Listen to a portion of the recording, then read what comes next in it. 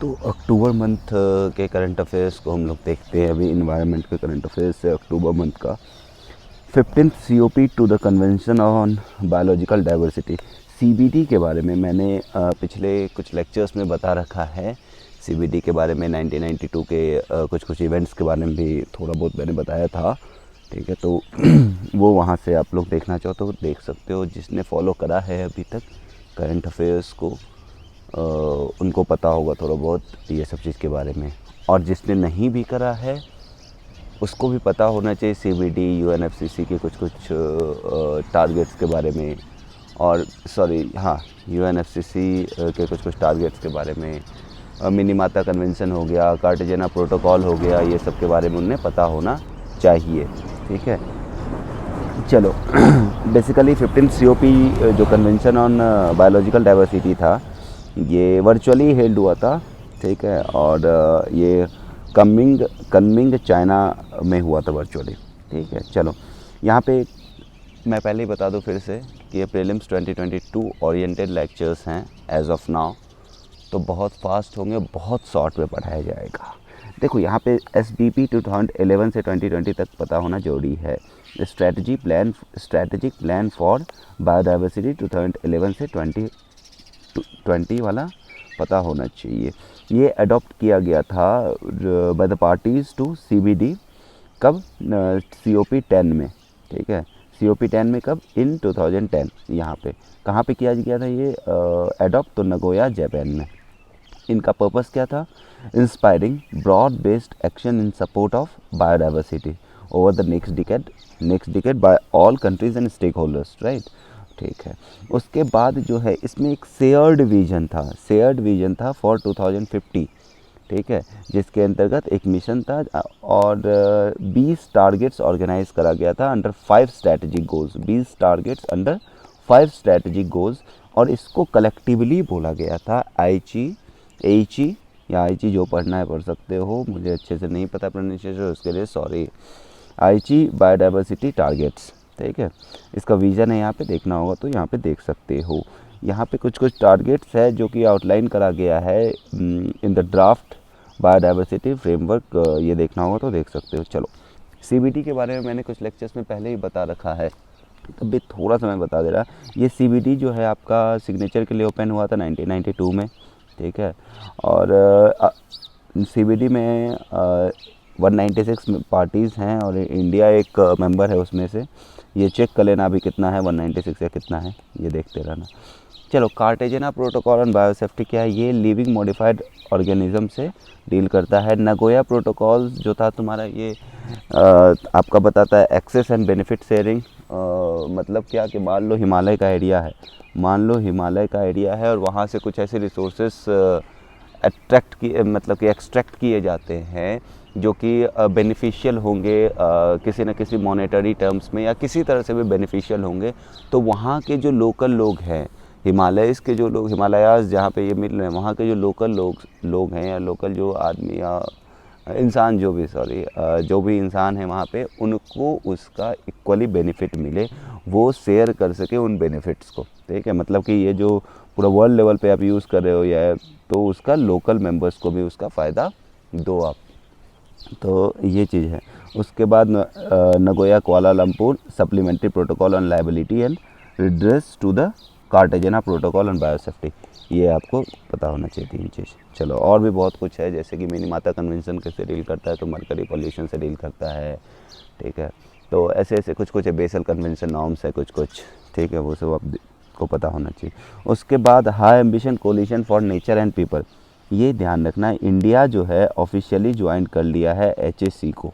ठीक है, बोले तो high ambition coalition for nature and people, और इंडिया इसके साथ साथ पहला कंट्री बन गया है BRICS bloc of major emerging economies to join the HAC। और HAC है क्या, ये इंटर गवर्नमेंटल ग्रुप है। क्या है, इंटर गवर्नमेंट ग्रुप है। कितने मेंबर्स कंट्रीज़ का, 70 कंट्रीज़ का, जो कि को चेयर्ड होता है Costa Rica and France and by United Kingdom as ocean co chair. ठीक है, इसके द्वारा ओशन को चेयर हो गया और ये दोनों आपका को चेयर है, ये सब चीज़ पता होनी चाहिए। चलो, इनका 30 target is a global target है कुछ कुछ इनका, जो कि एक्सेलरेट करेगा, जो कि aims to halt the accelerating loss of, accelerate नहीं करेगा, हॉल्ट करेगा इस चीज़ को, हॉल्ट करेगा किसको, एक्सेलरेटिंग लॉस ऑफ स्पेसीज को, और प्रोटेक्ट करेगा vital ecosystems that are the source of our economic security. तो HEC के बारे में आपने क्या पता होना चाहिए, पहले तो इंटर गवर्नमेंटल बॉडी है, इंडिया ने इसको ज्वाइन कर लिया, इंडिया इसके साथ साथ ब्रिक्स का पहला कंट्री हो गया जिनने ज्वाइन करा है। इसमें टोटल 17 कंट्रीज़ हैं एज ऑफ अक्टूबर के हिसाब से हम बता रहे हैं, आगे चेंज हो जाए, अक्टूबर 2021 के हिसाब से बता रहे हैं, अगर चेंज हो गया तो देख लेना। उसके बाद तुम्हारा इसका क्या है, 30x30 टारगेट इससे रिलेटेड है। और इसमें क्या एक चीज़ बता सकते हो, और बताओ इसका को चेयर पर्सन के बारे में आपने पता होना चाहिए। चलो बहुत अच्छी बात है। अब आता है आपको इंडिया, हाँ, प्राइम मिनिस्टर ने अभी 26 UNFCCC का जो COP था, COP 26 जो कि ग्लासगो में हुआ था, वहाँ पे पंचतंत्र प्लान रखा था, पंचतंत्र प्लान रखा था। अब पंचतंत्र प्लान क्या था, यहाँ से देख लो, achieve the target of net zero by 2070, पता होना चाहिए नेट जीरो कब तक अपने को अचीव करना है, 2070 तक करने का टारगेट है अपना। उसके बाद इंक्रीज़ करना है non fossil energy capacity to 500 gigawatt by 2030, ठीक है। उसके बाद meet 50% of energy requirement from renewable energy by 2030, देख रहे हो इतना अच्छा टारगेट सब सेट करा गया है। उसके बाद रिड्यूस करना है, reduce the projected carbon emissions by 1 billion tons from now till 2030। उसके बाद reduce the carbon intensity of its economy by less than 45% of by 2030। चलो ये पंचतंत्र वाला प्रोविज़न है, पंचतंत्र वाला प्रोविज़न आपको पता होना चाहिए, हाँ, एज ये आपको पता होना चाहिए, याद होना चाहिए, ऐसा नहीं कि ये तो ये है तो ये इसको याद नहीं, इसको याद करना जरूरी है, ठीक है। और एक चीज़ आया था, पेरिस क्लाइमेट एग्रीमेंट जब हुआ था तो भी हमने कुछ टारगेट्स रखा था, INDC जिसको बोलते हैं, इंडिया का INDC टारगेट जो था वो क्या था, ये यहाँ पे देखो, इंटेंडेड नेशनली डिटरमाइंड कंट्रीब्यूशन, ये है ये वाला पेरिस क्लाइमेट के टाइम पे हमने ये एग्रीमेंट्स टारगेट्स रखा था। और अभी ग्लासगो में जो COP 26 में हुआ था तो ये सब हमने टारगेट रखा है। चलो अब मिशन 2070 ये green new deal for net zero India, बहुत बढ़िया, इसको देखना होगा तो अच्छे से देख सकते हो। चलो उसके बाद कुछ स्कीम्स और पॉलिसीज़ हैं जो कि क्लाइमेट चेंज को कॉम्बैट करने के लिए लिए गए हैं। NAPCC हो गया, CCAP हो गया, NEMMP हो गया, ये सब है आपको, ठीक है, बहुत अच्छी बात है। ये सब थोड़ा बहुत देख लेना, अगर देखना होगा तो ऊपर से देख लेना। और जो स्कीम्स इसमें मेंशन्ड है, जैसे मतलब national action plan on climate change, पता नहीं मैंने इसको ध्यान नहीं है, एक बार जो भी है तो एक बार इन सब स्कीम्स को भी अच्छे से डिटेल में देख लेना, क्योंकि ये स्कीम्स बहुत इंपॉर्टेंट है, बहुत इंपॉर्टेंट स्कीम्स है। CCAP तुम्हारा हो गया, NAPCC हो गया, ये सब बहुत इंपॉर्टेंट स्कीम्स हैं। अब देखो production gap report 2021, production gap report 2021 किसके द्वारा रिलीज़ किया गया है, तो UNEP के द्वारा रिलीज़ करा गया, ये आपने पता होना चाहिए, ठीक है। और ये बताता क्या है, ये गैप दिखाता है between governments plan production of official fuels and the global production levels consistent with meeting the Paris agreement temperature limits limiting warning to 1.5 degree Celsius to और 2 डिग्री सेल्सियस, ये इसका गैप बताता है, बहुत अच्छी बात है। ये देखो ये प्रोडक्शन गैप है तुम्हारा, ठीक है, यहाँ पे मेंशन भी करा गया है। चलो right to burn fossil fuels, question आ गया तो एक बार पढ़ लेना अच्छे से, अगर पढ़ सको तो। वैसे मेंस के लिए बहुत इंपॉर्टेंट टॉपिक हो जाता है, इससे आप कुछ पॉइंट्स निकाल के मेंस के आंसर राइटिंग में डाल सकते हो। अमेंडमेंट्स इन फॉरेस्ट कंजर्वेशन एक्ट, मैंने पहले बता रखा है, फॉरेस्ट कंजर्वेशन एक्ट बता रखा है तो ठीक है, अगर नहीं बता रखा है I am not so sure, बताया है कि नहीं फॉरेस्ट कंजर्वेशन एक्ट, शायद नहीं बताया है या बताया, not so sure about that previous lectures में। तो FCA के में कुछ अमेंडमेंट हुआ है, और आपने पहले भी मैंने बता दिया है कि 3 कंडीशंस होते हैं अगर कोई बिल में अमेंडमेंट किया जाता है या कोई बिल लाया गया है तो कुछ भी। पहला, अगर बिल पास हो गया है आपके एग्ज़ाम से पहले, अगर बिल पास हो गया है आपके एग्ज़ाम से पहले, तो वो बिल जो एक्ट बन गया, इस एक्ट के प्रोविजंस को भी आपको पता होना चाहिए, पहला। दूसरा, एक्ट से पहले जो भी ये चेंजेस हुआ है जिसमें, क्या क्या चीज़ में चेंज हुआ है वो भी पता होना चाहिए। ये कब है? पहला कंडीशन में। पहला कंडीशन क्या है? जब आपका ये एक्ट पास हो गया है। दूसरा, जब ये एक्ट पास नहीं हुआ है और अभी हाउस में ही है, ठीक है, अभी चल रहा है स्क्रूटनी वगैरह जो भी है चल रहा है, तो आपको क्या पता होना चाहिए इसमें? फॉर मेंस आपको पता होना चाहिए कि उस बिल का क्या प्रोविज़न है। समझना अच्छे से। मेंस के लिए क्या पता होना चाहिए? उस बिल्स का क्या प्रोविज़न है। पहला में क्या था? अगर पास हो गया तो प्रीलिम्स और मेंस दोनों के लिए पता होना चाहिए। दूसरे में क्या है? इसमें आपको मेंस के लिए पता होना चाहिए कि उस बिल्स में क्या क्या प्रोविज़न है, पहला। दूसरा, प्रीलिम्स के लिए पता होना चाहिए उस जो बिल्स में वो जो बिल लाया गया है चेंज करने के लिए, वो किसी चीज़ में चेंज ला रहा होगा। तो जो वाला चीज़ जिसमें चेंज लाने का प्रक्रिया हो रहा है, जो अभी चेंज नहीं हुई है बट वो चीज़ एग्जिस्टिंग है, तो ये आपको पता होना चाहिए बहुत अच्छे से प्रीलिम्स के लिए, ठीक है। मेंस के लिए क्या? मेंस के लिए आपको ये बिल का प्रोविजंस भी पता होना चाहिए और इस बिल से पहले जो बिल था उसका क्या एक्ट था, बिल नहीं उसका एक्ट क्या था, उसके प्रोविजंस भी पता होना चाहिए, ठीक है। और तीसरा कंडीशन हो गया आपका कि जब ड्राफ्ट में है बिल, जब बिल ड्राफ्ट ही हो रहा है या ड्राफ्ट करके दे दिया गया, तो भी आपको यही वाला सेकंड वाला चीज़ ट्रू होगा, ठीक है। मेंस के लिए क्या, प्रीलिम्स के लिए क्या है सब। मेंस के लिए आपको दोनों ड्राफ्ट और इससे पहले वाला जो पहले बिल एक्ट था वो इम्पोर्टेंट हो जाएगा, ठीक है। और अगर न्यू एक्ट आ रहा है तो वो वाला एक्ट इम्पोर्टेंट हो जाएगा मेंस के लिए, ठीक है। चलो, और भी कुछ चीज़ें हैं जो मैंने मिस कर दिया होगा अभी बताते इसमें, तो उसको देख लेना। चलो, बहुत अच्छी बात है। अब आता है क्या कि पूछा जा सकता है टी.एन. गोदवर्मन केस किससे रिलेटेड है। टी.एन. गोदवर्मन केस किससे रिलेटेड है? तो ये आपको पता होना चाहिए 1996 का केस था जो कि concern authorities use to apply the provisions of the act only to the forest notified under the Indian forest act 1927 वाला। ये सब चीज़ आपको बेसिकली थोड़ा सा आइडिया होना चाहिए कि टी.एन. गोडवर्मन केस जो है इन्वायरमेंट से कुछ रिलेटेड था, फॉरेस्ट वगैरह से कुछ तो था भाई, ठीक है। क्योंकि केस वगैरह देखते हो तो दिमाग में पॉलिटी का चीज़ आने लगता होगा, तो वो भी इम्पॉर्टेंट है, बट यहाँ पे क्या है कि वो केस किससे रिलेटेड है ये भी इम्पॉर्टेंट है। तो ये इन्वायरमेंट वाला कंसर्न से है, फॉरेस्ट वाले कंसर्न से है। चलो, अब यही जो मैंने बताया कि कैसे करना है यहाँ से कर सकते हो आप। चलो, प्रपोज्ड अमेंडमेंट है, अगर देखना हो तो एक बार देख लेना प्रपोज्ड अमेंडमेंट, और एग्जिस्टिंग प्रोविजंस भी इसका देख लेना, बहुत अच्छी बात है। ड्राफ्ट नेशनल वाटर पॉलिसी बहुत अच्छी बात है, मेंस के लिए बहुत इंपॉर्टेंट है। अगर फिर वही जो 3 कंडीशंस है उसके अकॉर्डिंग इस वाले ड्राफ्ट को भी आप देख सकते हो या बिल को देख सकते हो, जो भी है।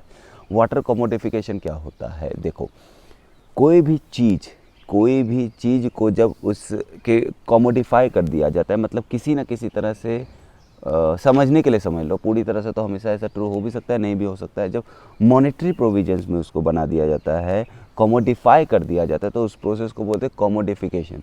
तो वाटर कमोडिफिकेशन क्या हो जाएगा? वाटर को आप ट्रेड कर सकते हो आप, या आप उसको मॉनेटरी टर्म्स में कैलकुलेट कर सकते हो और ट्रेड कर सकते हो पार्टिकुलर बंच ऑफ वाटर को, ठीक है। वाटर कमोडिफिकेशन ये हो गया, मतलब एक कमोडिटी की तरह हैंडल करना है। चलो, water refers to water handle as a commodity under supply and demand market dynamics. जो मैंने बताया उसको अच्छा एक बार देखना होगा तो देख लेना, मैंने बता दिया है। अब इसको बुक वाले लैंग्वेज में करना है तो यहाँ देख लो।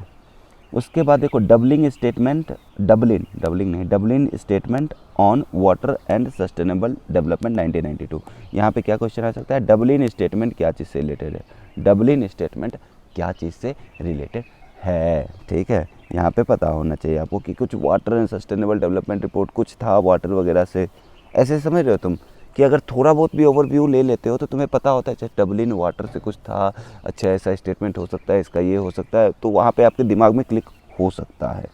चलो, उसके बाद दिसंबर 2020 में first time in history a tradable water price futures index was launched on the Chicago stock exchange on Nasdaq Veles California water index, ठीक है। तो ये पहली बार कब हुआ था? Tradable water price futures index कब आया था? तो दिसंबर 2020 में। बहुत बढ़िया। चलो, उसका स्टेबल बर्निंग क्या होता है? स्टेबल बर्निंग पता होगा, बहुत अच्छी बात है। AQI के बारे में मैंने थोड़ा सा पहले बता रखा है, ठीक है। तो आप देखे होंगे तो अच्छी बात है, नहीं तो फिर क्या ही कर सकते हैं। चलो, उसके बाद इम्पैक्ट, स्टबल बर्निंग क्या होता है, उसका इम्पैक्ट क्या होगा, एक बार पढ़ लेना, मेंस के लिए बहुत इंपॉर्टेंट टॉपिक, और इसमें क्वेश्चन प्रीलिम्स से रिलेटेड आ सकता है कि स्टबल बर्निंग को से क्या क्या इम्पैक्ट हो सकता है इन्वायरमेंट में, 1 2 3 4, ठीक है, कुछ भी आ सकता है। अब स्टबल बर्निंग को दिल्ली पॉल्यूशन से रिलेट किया जा सकता है, स्टबल बर्निंग को दिल्ली पॉल्यूशन से लिंक किया जा सकता है, ऐसे ऐसे बहुत कुछ किया जा सकता है। चलो, मेंस के लिए वैसे बहुत इंपॉर्टेंट टॉपिक है, वेस्ट टू वेल्थ, मेंस के लिए बहुत इंपॉर्टेंट टॉपिक है, प्रीलिम्स के लिए भी अगर देखना चाहो तो आप इसको देख सकते हो, ठीक है। हाँ, इसमें क्या है, सॉलिड वेस्ट मैनेजमेंट रूल्स 2016 के बारे में पता होना चाहिए। ये डिवाइड करा था 4 शेड्यूल में, ठीक है, और इफ़ेक्टिव इम्प्लीमेंटेशन चाहता था ये वाला जो रूल्स है, इसके अंतर्गत हम लोग चाहते थे कि इंश्योर कर सकें effective implementation of the rules and achieve objectives of the Swachh Bharat, ठीक है। ये एक्ट के अंतर्गत it removed municipal from solid waste to cover areas beyond municipal area. मतलब कि क्या था ना कि पहले वेस्ट जो आपका जो वेस्ट है, सॉलिड वेस्ट है, उसको जो है ट्रीट वगैरह किया जाएगा म्यूनिसिपल एरियाज़ में, बट ये एक्ट इसको हटा दिया था, ये प्रोविज़न को, और इसके अंतर्गत जो बियॉन्ड म्यूनिसिपल एरियाज़ हैं, म्यूनिसिपल एरियाज से जो बियॉन्ड वाले एरियाज़ हैं, उनको भी इसमें इंक्लूड कर लिया गया।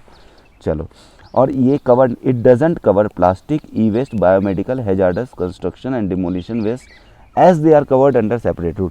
ये पॉइंट बहुत इंपॉर्टेंट से पता होना चाहिए कि एग्जाम्पल अगर ऐसे क्वेश्चन आ गया, which of the following is covered under solid waste management rules 2016, उसमें आपको कुछ कुछ दे देगा, तो आपको लगेगा प्लास्टिक तो होगा ही भाई, लेकिन ये प्लास्टिक इसमें रूल्स में नहीं है। इस रूल्स में क्यों? क्योंकि प्लास्टिक वाला जो प्रोविजन है, प्लास्टिक वाला, ई वेस्ट वाला, ये सब जो और भी कुछ कुछ है यहाँ पे, ठीक है, ये सब वाला किसी और रूल्स में या किसी और तरह से कवर्ड है, ठीक है, बहुत अच्छी बात है।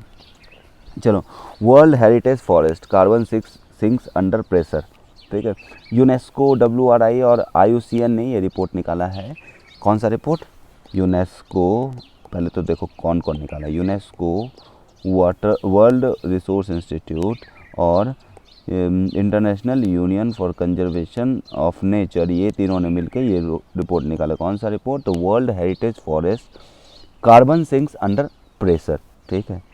ये क्या करता है? ये रिपोर्ट प्रोवाइड करता है the first scientific assessment of green house gas emissions and sequestration bye forest in UNESCO world heritage site. World heritage site किसका? तो यूनेस्को का है।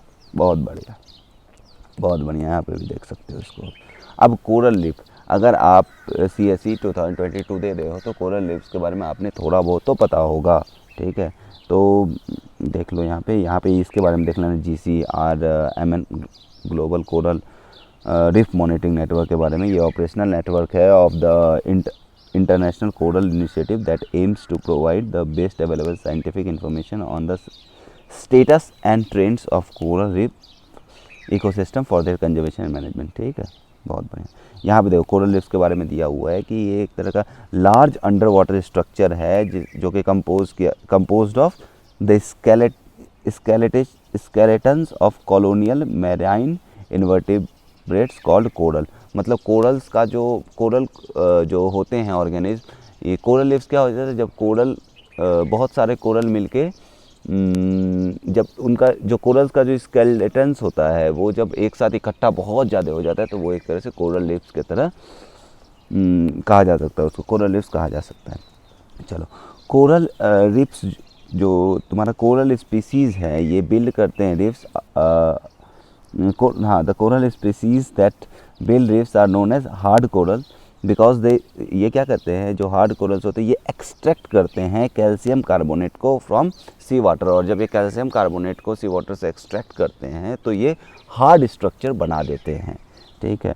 और आपको इससे रिलेटेड जूजेंथेली एल्गी वगैरह के बारे में थोड़ा बहुत आपको पता होना चाहिए, जो कि आप स्टैटिक में कहीं ना कहीं हो सकता है पढ़े हो, अगर नहीं पढ़े हो तो पढ़ लेना, ठीक है। और each individual coral is referred as a polyp, मतलब समझो कोरल रीफ्स जो है तुम्हारा, कोरल रीफ्स जो है जो बहुत कोरल बन के बना हुआ है, और जो सिंगल कोरल है इसको आप क्या बोलते हैं? पॉलिप्स बोलते हो। या पॉलिप, सॉरी पॉलिप्स नहीं, पॉलिप बोलते हो, सिंगल कोरल को क्या बोलोगे, पॉलिप बोलोगे। और बहुत ज़्यादा जब पॉलिप मिल जाएगा, बहुत ज़्यादा जब कोरल मिल जाएंगे तो वो एक स्केलेटन, उनके स्केलेटन से एक स्ट्रक्चर बनेगा जो कि हार्ड होगा, स्ट्रॉन्ग होगा, जिसको क्या बोलेंगे, कोरल रीफ्स वाला पूरे स्ट्रक्चर को हम लोग बोलेंगे। ठीक है। और अच्छा ये बताओ कि कोरल रीफ्स का कलर अलग अलग होता है, मतलब बहुत बढ़िया कलर होता है कोरल रीफ्स जो आप लोग देखते हो, तो वो क्यों होता है, वो जूजेंथेली एल्गी के कारण होता है। वो जो स्ट्रक्चर है जो हार्ड है वो तो कोरल के द्वारा प्रोवाइड किया जाता है, लेकिन वो जो रंगीन स्ट्रक्चर, रंगीन जो दिखता है, वो कलरफुल दिखता है, वो दिखता है जूजेंथेली एल्गी के द्वारा। ठीक है, बहुत बढ़िया बात है। यहाँ पे देखो कुछ इंपॉर्टेंट है कि these are found in more than 100 countries around the world. उसके बाद मोस्ट ऑफ द जो रीफ्स रहते हैं, कोरल रीफ्स रहते हैं, वो tropic of cancer and capricorn वाला एरिया हो गया, इन द पैसिफिक ओशन। उसके बाद the Indian ocean, the Caribbean sea, the red sea, the Persian gulf, यहाँ पे मिलते हैं। यह है मोस्ट ऑफ द रीफ्स। ठीक है, लेकिन कहीं कहीं कुछ कोरल रीफ्स जो है तो वो बियॉन्ड द इक्वेटर, बहुत दूर इक्वेटर के भी मिल सकते हैं। Corals are also found farther from the equator in places where warm currents flow out of the tropics such as Florida और सदर्न जापान। इसलिए क्या बोलेगा, अगर क्वेश्चन दे देगा क्या कि सिर्फ इक्वेटर के अलॉन्ग होता है कोरल रीफ्स, तो आपका वो स्टेटमेंट गलत हो जाए। क्योंकि ये फार्दर जो इक्वेटर से बहुत फार्दर पोजीशंस भी है, वहाँ पे भी आपको कोरल रीफ्स मिल सकते हैं, जैसे फ्लोरिडा, सदर्न जापान, ये सब। उसके बाद इंडिया में अगर देखोगे तो कोरल रीफ्स यहाँ है, कहाँ, gulf of Kutch, gulf of Mannar, Andaman and Nicobar, Lakshadweep islands and Malvan. ठीक है, चलो इंटरनेशनल सोलर अलायंस, ये आपको पता होना चाहिए कि ये लॉन्च कब हुआ है। तो ये आपका लॉन्च हुआ था 2015 में। ठीक है, 2015 में कहाँ पे, पेरिस क्लाइमेट चेंज कॉन्फ्रेंस के दौरान, किसके द्वारा, प्रेसिडेंट ऑफ फ्रांस और प्राइम मिनिस्टर ऑफ इंडिया के द्वारा। ठीक है, ये मल्टी कंट्री पार्टनरशिप है, जो कि आपको नाम से पता चला है किसके लिए, तो सोलर रिसोर्सेज को यूटिलाइज वगैरह करने के लिए है। अब जो है, it has now decided to extend the membership of the alliance to all the UN member states.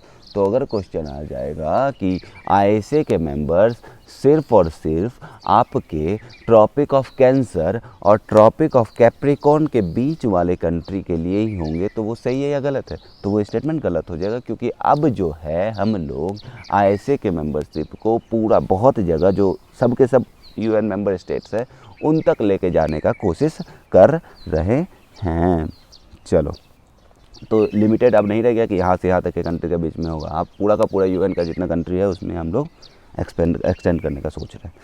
चलो, और एक चीज़ याद रखना, आईएसए जो है, इंटरनेशनल सोलर अलायंस जो है, is the first international organisation headquartered in India. ठीक है, बहुत बढ़िया। उसके बाद इनिशिएटिव्स देखोगे अगर आप आईएसए के द्वारा, तो उस OSOWOG के बारे में बहुत सुन रहे होगे, वन सन, वन वर्ल्ड, वन ग्रिड। ठीक है, ये सब आपका चीज़ है। और ग्रीन ग्रिड्स इनिशिएटिव्स के बारे में देख लेना, ये लॉन्च किया गया है इंडिया के द्वारा एट द यहाँ पे COP26 में। ठीक है, ग्रीन ग्रिड्स इनिशिएटिव। ठीक है, उसके बाद आईएसए जो है, इंटरनेशनल सोलर अलायंस, ये पार्टनर करा है ब्लूमबर्ग फिलैंथ्रोपीज टू मोबिलाइज $1 ट्रिलियन। ठीक है, और यहाँ पे देख लेना यार कि GAPP है, जैसे global energy alliance for people and planet, ये लॉन्च करा गया है COP26 में। ठीक है, बहुत अच्छी बात है, ये सब भी देखना होगा तो देख सकते हो। जो अंडरलाइन पार्ट्स है उसको तो कम से कम अच्छे से देख लेना, कम से कम बोलना है। अर्बन फायर रिस्क, बहुत अच्छी बात है, देख लेना, मीन्स के लिए बहुत इंपॉर्टेंट है। और कुछ प्रोविजंस है, दो देख लो। कॉन्स्टिट्यूशंस में आपको पता होगा, चलो हटाओ उस चीज़ को, देखो ये बताओ 11th और 11th जो आपका शेड्यूल है ये किससे डील करता है, तो आपको पंचायत से डील करता है। 12th म्यूनिसिपैलिटीज से। बहुत बढ़िया, कहाँ चले गया, चलो ठीक है। तो अपन कहाँ पे थे, यहाँ पे थे, अर्बन फायर रिस्क के ऊपर। देखो कॉन्स्टिट्यूशनल प्रोविज़न देखोगे तो 12th शेड्यूल के अंतर्गत आर्टिकल 243W के अंतर्गत फायर सर्विसेज को जो है come under the power, authority and responsibility of urban local bodies. ये आपने पता होना चाहिए, किसका रिस्पॉन्सिबिलिटी और अथॉरिटी के अंदर आता है, पावर फायर सर्विसेज। तो ये आता है आपका अर्बन लोकल बॉडीज़ के अंतर्गत, ठीक है। इसलिए सो ईदर म्यूनिसिपैलिटीज़ और state government slash union territories look after the fire services in India through local building bylaws, ठीक है, बहुत बढ़िया। अब देखो न्यूज़ इन शॉर्ट्स देख लो। फाइनेंस फॉर बायोडाइवर्सिटी इनिशिएटिव्स, यहाँ पे देखो कि हाँ चलो, आपको पता होना चाहिए कि चाइना और इंडिया जो है ना, जब G20 का बात करते हैं, G20 कंट्रीज़ का जब बात करते हैं, तो चाइना और इंडिया का हाईएस्ट डिपेंडेंसी रिस्क है। चाइना और इंडिया के ऊपर हाईएस्ट डिपेंडेंसी रिस्क है। डिपेंडेंसी रिस्क मतलब क्या है? जो कंट्रीज़ कितना ज़्यादा डिपेंडेंट है नेचर के ऊपर, कंट्री कितना ज़्यादा या कितना डिपेंडेंट है नेचर के ऊपर, इसको क्या बोलेंगे? इसको हम लोग बोलेंगे डिपेंडेंसी रिस्क। और चाइना और इंडिया का अगर बात करें इन G20 कंट्रीज़, तो इन दोनों का बहुत ज़्यादा डिपेंडेंसी रिस्क है, हाईएस्ट डिपेंडेंसी रिस्क कहा जाता है, हाईएस्ट डिपेंडेंसी रिस्क है इन दोनों कंट्री का, ठीक है। Whereas India has the highest nature at risk, और इंडिया का नेचर हाईएस्ट रिस्क पे है। बहुत बढ़िया, ठीक है, बहुत बढ़िया नहीं है, अच्छा नहीं है, गलत बात है। चलो, for instance NABARD is in India has solely agriculture on their balance sheet, solely on agriculture, बहुत अच्छी बात है, ये सब देखना होगा तो देख सकते हैं। हाँ, ये देखो फाइनेंस फॉर बायोडाइवर्सिटी इनिशिएटिव्स के बारे में, इनिशिएटिव के बारे में देख लो। ये स्टार्ट हुआ था अक्टूबर 2019 में बाय मावा फाउंडेशन बेस्ड इन स्विट्जरलैंड, और receive support from the CIFF बोले तो चिल्ड्रंस इन्वेस्टमेंट फंड फाउंडेशन के द्वारा इसको सपोर्ट मिला हुआ है। और इसके अलावा और दूसरी और फाउंडेशन जिससे इनको सपोर्ट मिला हुआ है, द गॉर्डन एंड बेटी मूरे फाउंडेशन, ठीक है। याद रहा तो अच्छी बात है, नहीं तो फिर क्या ही कर सकते हैं, कोशिश करना याद रहे। चलो, क्लाइमेट जस्टिस, ठीक है, बहुत अच्छी बात है, ये बहुत ज़्यादा हाईलाइट किया गया है क्लाइमेट जस्टिस के बारे में COP26 में, तो ये सब थोड़ा बहुत है। अब इमिशंस गैप रिपोर्ट जो 2021 का है, ये किसके द्वारा रिलीज़ किया गया है? तो UNEP के द्वारा। इमिशंस गैप रिपोर्ट 2021 UNEP के द्वारा रिलीज़ करा गया। आप लोग ऑब्ज़र्व कर रहे होंगे कि पहले लेक्चर से लेकर के अभी तक अगर आप देखोगे तो मैं बहुत फास्ट मूव कर रहा हूँ, कहीं कहीं बहुत फास्ट बोल भी रहा हूँ इन दीज लेक्चर्स, कुछ दिन से लेक्चर्स चल रहे हैं। उसका पर्पस है कि थोड़ा जल्दी कवर करना है। जल्दी कवर करने के पीछे रीज़न क्या है? रीज़न ये है कि आपका जो भी दे रहे हो उस पर UPSC CSE 2022 वो नज़दीक है। चलो, एमिशंस गैप रिपोर्ट 2021 के बारे में आपने पता चल गया, ये रिलीज़ करा गया जाता है UNEP के द्वारा, या किया गया है UNEP के द्वारा। ये रिपोर्ट बताता है कि यह ओवरव्यू प्रोवाइड करता है कि क्या ओवरव्यू प्रोवाइड करता है, difference between where greenhouse emissions are predicted to be in 2030 and where they should be to avoid the worst impacts of climate change. ये गैप बताता है। चलो, वर्ल्ड मैटर, ये देखो ग्रीन हाउस गैस बुलेटिन, ये release करा गया WMO के द्वारा। ग्रीन हाउस गैस बुलेटिन किसके द्वारा? WMO के द्वारा। WMO बोले तो वर्ल्ड मेटियोरोलॉजिकल ऑर्गेनाइजेशन के द्वारा ये रिपोर्ट, ये बुलेटिन रिलीज करा गया है। उसके बाद climate resilience information system and planning tool, ये जो आपका CRISP-M टूल है, ये आपका लॉन्च करा गया है minister of rural development and Panchayati Raj jointly, ये दोनों के द्वारा, ये आपका ज्वाइंटली यहाँ पे इनके द्वारा ये टूल ये करा गया है, ठीक है, लॉन्च करा गया है। ये बेसिकली ये हेल्प करेगा in integration of climate information in geographical information system GIS based watershed planning under MG NREGA, Mahatma Gandhi national rural employment guarantee act. बहुत अच्छे, ये टूल के तरह यूज होगा इन 7 स्टेट्स। कितने स्टेट्स में इसको टूल के तरह यूज़ करेंगे? 7 स्टेट्स में। चलो, उसके बाद infrastructure for resilient island states IRIS, ठीक है, ये आपका जो आया है लॉन्च होने वाला था अक्टूबर 2021 के न्यूज़ के हिसाब से, ये लॉन्च होने वाला था, अभी हुआ है कि नहीं हुआ है एक बार देख लेना। चलो, India along with Australia UK and small island developing states will be launching a new grouping of IRIS on the sidelines of upcoming conference of parties COP26। तो आपने पता होना चाहिए आइरिस जो है आपका किससे रिलेटेड है, ठीक है, किन किन के द्वारा ये चीज़ लॉन्च करा जाना था, ठीक है, या कर दिया गया है, जो भी है अभी स्टेटस उसका देख लेना। तो ये सब पता होना चाहिए। इंडिया, ऑस्ट्रेलिया, यूके और सिड्स बोले तो स्मॉल आइलैंड डेवलपिंग स्टेट्स, बहुत बढ़िया। उसके आगे notification of mass emission standards for E12 and E15 fuels by ministry of road transport and highways, ठीक है। आप अगर ये देखोगे तो नोटिफाई करा गया है कुछ रूल्स, अगर देखना होगा तो देख सकते हो। और जल्दी जल्दी बताओ तो E20 कुछ लेक्चर्स में मैंने बता दिया है कि हम लोग अब इथेनॉल ब्लेंडिंग को 20% तक टारगेट रखें। ये कब तक टारगेट रखें हम बताना तुम्हें को, ठीक है। चलो, मोनोफ्यूल व्हीकल क्या होता है, जो एक फ्यूल से चल सकता है, मतलब या तो पेट्रोल या डीजल से चल सकता है। बायोफ्यूल व्हीकल क्या होता है, जो 2 इंडिपेंडेंट फ्यूल से चल सकता है, जिसमें कि one of them for natural gas होगा, ठीक है। और फ्लेक्स फ्यूल व्हीकल्स क्या होता है, बहुत सारे फ्यूल्स उसमें यूज़ कर सकते हैं एज देयर फ्यूल, ठीक है। बहुत सारे फ्यूल्स उसको यूज़ कर सकते हैं उनको रन करने में, पेट्रोल, डीजल और भी अगर कुछ है तो वो सब यूज किया जा सकता है। बहुत अच्छी बात है। EPR के बारे में थोड़ा बहुत एक्सटेंडेड प्रोड्यूसर रिस्पॉन्सिबिलिटी के बारे में थोड़ा सा मैंने शायद पहले भी चर्चा करा है। चलो, बहुत अच्छी बात है, इसमें बहुत है यार। चलो, कहाँ पे थे अपन, ये हो गया क्या, RBI का, RBI तो ये सब तो कर दिया इकोनॉमी वाला। अभी अपने को कहाँ थे, अच्छा,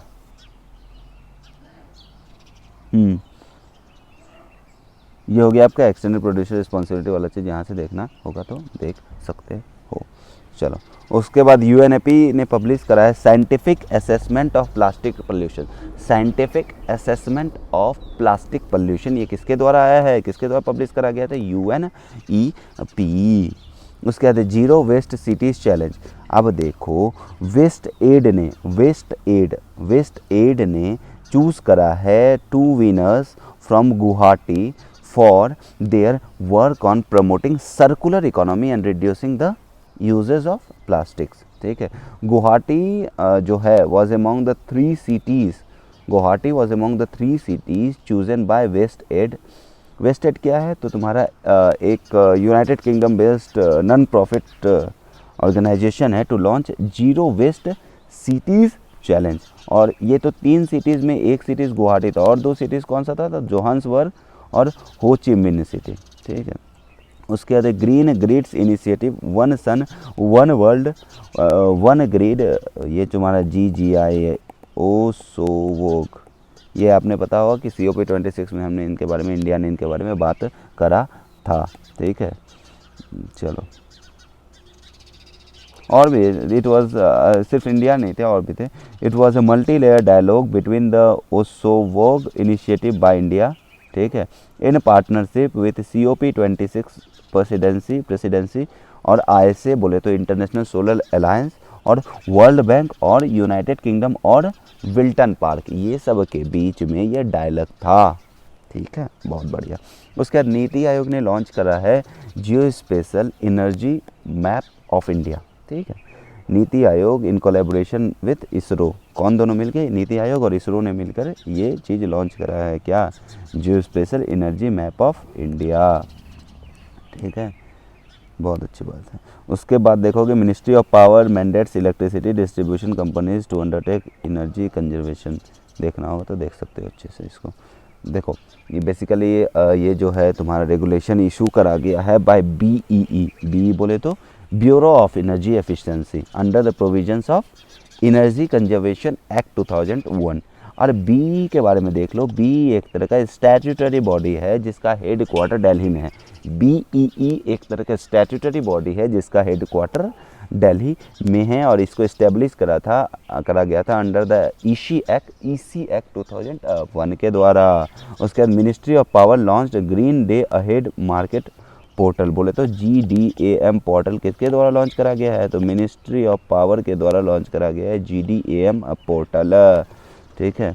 ये जो आपका GDAM पोर्टल है ये ऑपरेट करेगा in integration with the conventional day ahead market in the power sector enabling electricity generation and distribution companies to buy or sell renewable energy through open access। चलो यहाँ पे देख लो, डैम जो है एक तरह का इलेक्ट्रिसिटी ट्रेडिंग मार्केट है for delivery of on the following day. ये देख लेना जो भी है, फॉलोइंग डे जो भी। चलो, मिनिस्ट्री ऑफ पावर ने नोटिफाई करा है rules for the sustainability of the electricity sector and promotion of clean energy. देखना होगा तो देख लेना इसको अच्छे से, ठीक है।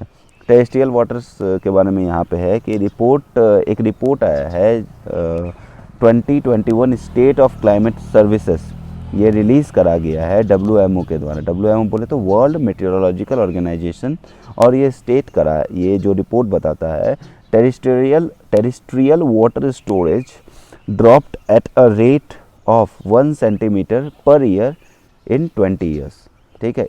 20 साल का अगर देखोगे तो जो 1 सेंटीमीटर पर ईयर ये आपका ड्रॉप होते जा रहा है। उसके बाद देखो, terrestrial water storage can be defined as, क्या टेरेस्ट्रियल वाटर होता क्या है, ये defined as the summation of all water on the land surface and in the subsurface. जो लैंड सरफेस है और सब सरफेस है, इसका जब समेशन कर दो इन सब वाटर का, तो इसको क्या बोलेंगे अपन लोग, टेरेस्ट्रियल वाटर बोलेंगे। और यहाँ पे देखना है तो देख सकते हो थोड़ा सा डिटेल में, ठीक है। ये देखो ये वाले बक्सा, बहुत बढ़िया। चलो तो हम बहुत अच्छा TWS के बारे में और पढ़ना हो तो यहाँ से पढ़ सकते हो। उसके बाद बन्नी बफेलो, ये जो है बन्नी बफेलो तुम्हारा, पहले तो देखो इंडिया का जो पहला बन्नी बफेलो है ये इन विट्रो फर्टिलाइजेशन के द्वारा यहाँ पे जन्म ले लिया है। कहाँ पे, गुजरात में बन्नी बफेलो IVF के द्वारा आया है। बन्नी बफेलो का काफ IVF के द्वारा आया है, तो कहाँ पे, गुजरात में। और बन्नी बफेलो जो है are distributed in the Kutch region of Gujarat. कहाँ पे, तो कच्छ वाला जो रीजन है आपका गुजरात में, वहाँ पे आपका बन्नी बफेलो ये आपका है डिस्ट्रीब्यूटेड है। उसके बाद Banni which was evolve by Maldhari community in the region has good adaptability to harsh climatic condition, drought resistance and survival and scanty fodder shrubs, ठीक है। ये आपका इसका खास बात है बन्नी बफेलो का। अगर देखो तो Allium negianum, sorry for the wrong pronunciation अगर मैंने रॉन्ग प्रोनाउंसिएशन करा है तो, एलियम नेगियनम ये तुम्हारा, ये आपका एक प्लांट है जो डिस्कवर्ड करा गया था इन उत्तराखंड इन 2019 और has been confirmed as a new species of allium. ये जो आपका प्लांट था ये एक तरह का न्यू स्पीसीज ऑफ एलियम के अंदर इसको ये करा गया है, कंफर्म करा गया है कि ये नया स्पीसीज है एलियम का, ठीक है। बहुत अच्छी बात है, देखना है तो और अगर देखोगे the genus that includes many staple food for such as onion and garlic, बहुत अच्छा बात है। तो आपको पता होना चाहिए एलियम नेगियनम क्या है, कहाँ पे डिस्कवर हुआ, ये सब पता होना चाहिए। चलो ठीक है, तो अक्टूबर मंथ का करंट अफेयर्स हो गया, नवंबर का। तो इसके साथ साथ आपका लगभग अगर देखा जाए तो जून, जुलाई, अगस्त, सितंबर, अक्टूबर, नवंबर, दिसंबर, ये सब मंथ का आपका क्या ख़त्म हो गया, इकोनॉमी का हो गया, पॉलिटी का हो गया, एनवायरनमेंट का हो गया करंट अफेयर्स। चलो ठीक है, थैंक यू।